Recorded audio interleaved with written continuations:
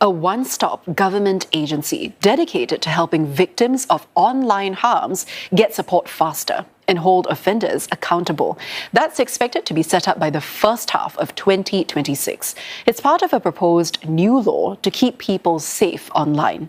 Now, studies show that 1 in 3 people in Singapore have personally experienced online harms. Such harms include harassment, doxing, and social media posts that stir up racial or religious tension. The proposed agency, called the Online Safety Commission, will be part of the Digital Development and Information Ministry. It can issue directions to remove harmful content, restrict abusive accounts, and, when needed, block offending sites or apps. It can also order digital platforms to reveal the identities of perpetrators who hide behind fake profiles. Very often, the quest is not so much for legal action, but rather for relief, right? Immediate action that, for example, to take down, an image, that is inappropriate. So what this proposed law seeks to do is to fill the gaps that have arisen.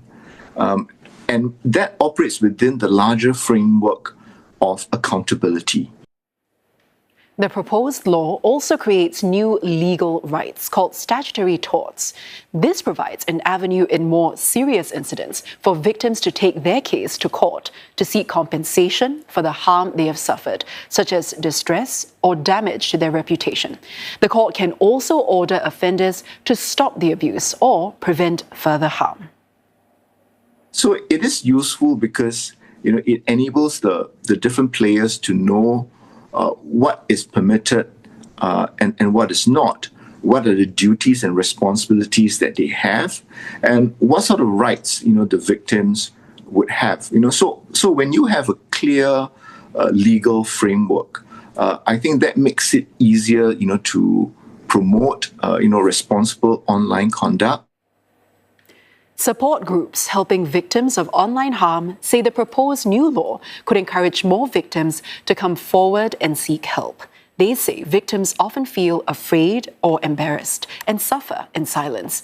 But taking that first step to report online harms is often the key to stop the harm from getting worse. Aslam Shah reports.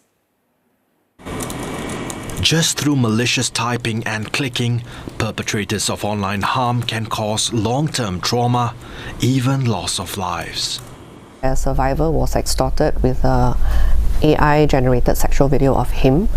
And at one point, he was harassed with over 80 message requests on Instagram. The video was eventually released and he was further cyberbullied with a lot of comments, unkind comments about his appearance in this AI-generated video. So at his lowest point, he really suffered and he considered taking his own life. So what could have really helped in this instance is if the content had just been swiftly taken down.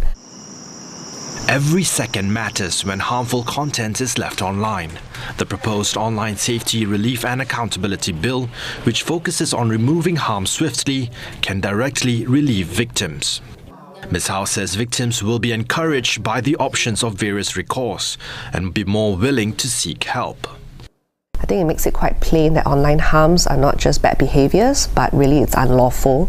It also gives power and agency back to survivors. Oftentimes, they feel very helpless and powerless when they encounter online harms, but I think this will restore some of their confidence in the system.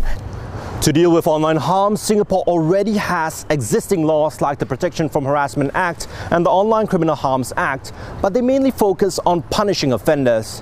The new Online Safety Bill takes things a step further. It gives victims faster ways to have harmful content online taken down and also make platforms answerable when they fail to act. Now, this is a shift from reacting after harm is done to actually preventing it and also protecting users in real time online. I think what we can see, would be a greater understanding and hopefully commitment, to responsible online conduct. And so what that means is that, rather than the law having a reactive effect, it would, in a way, be able to shape desired norms and values, with regard to how people engage with each other, in the online space. The new bill will be debated in Parliament at a later session.